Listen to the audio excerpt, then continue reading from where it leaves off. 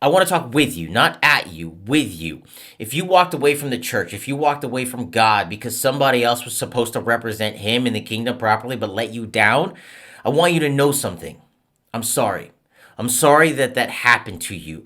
I'm sorry that the person that was supposed to show you the Father showed you something else entirely. And that's a real wound. And I'm not going to sit here and water it down because it happened and it didn't matter.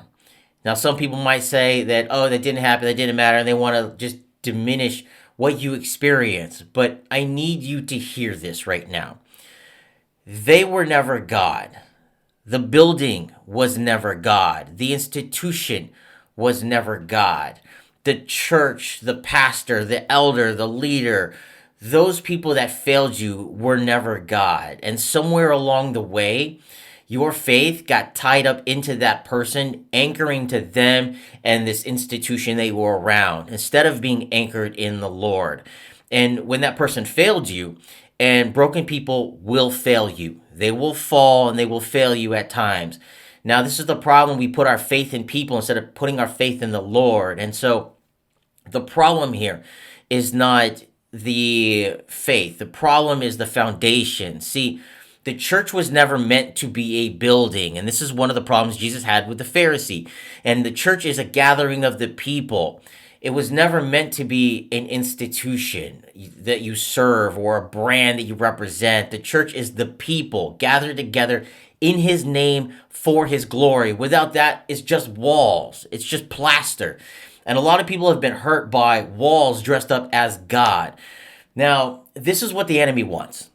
It wants you hurt. It wants you confused and with the wrong impression of what church really is and what it really means to be a Christian.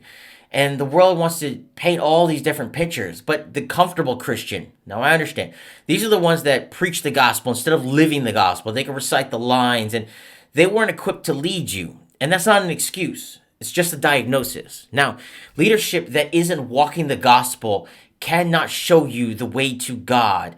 They can only show you the way that to themselves and their own motives, and they want you to follow them, and they want you to follow their numbers and filling up their numbers instead of filling up the kingdom. And you follow them because you trusted in them, but they let you down. So here's what I want to say to you. Don't let them take away your relationship with God and steal you from what peace really is. And that's the thing.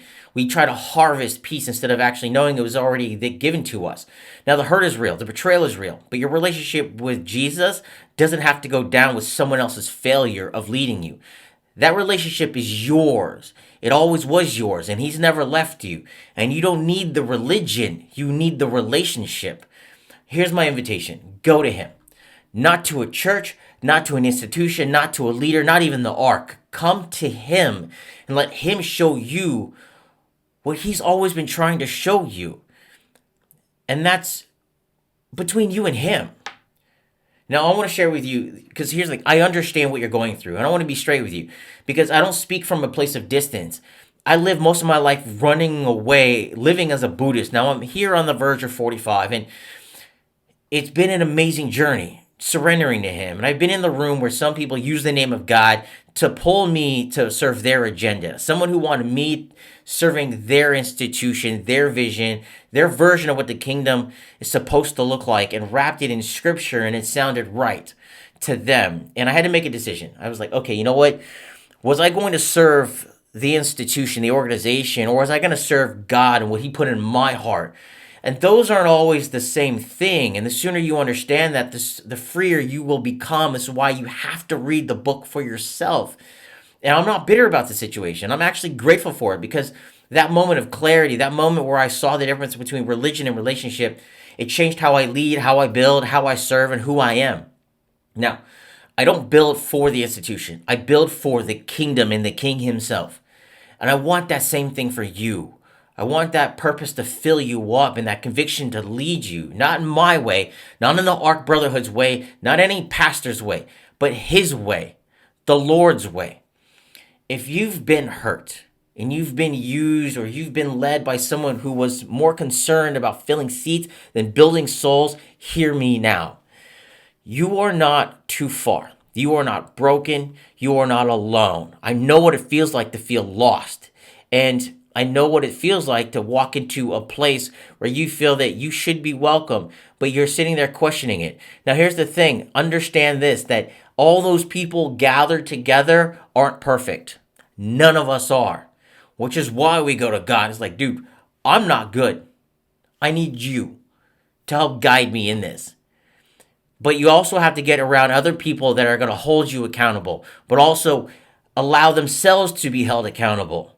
This is why you got to get into a disciple group. The church is great for foundations and understanding certain things, and then get it into a disciple group.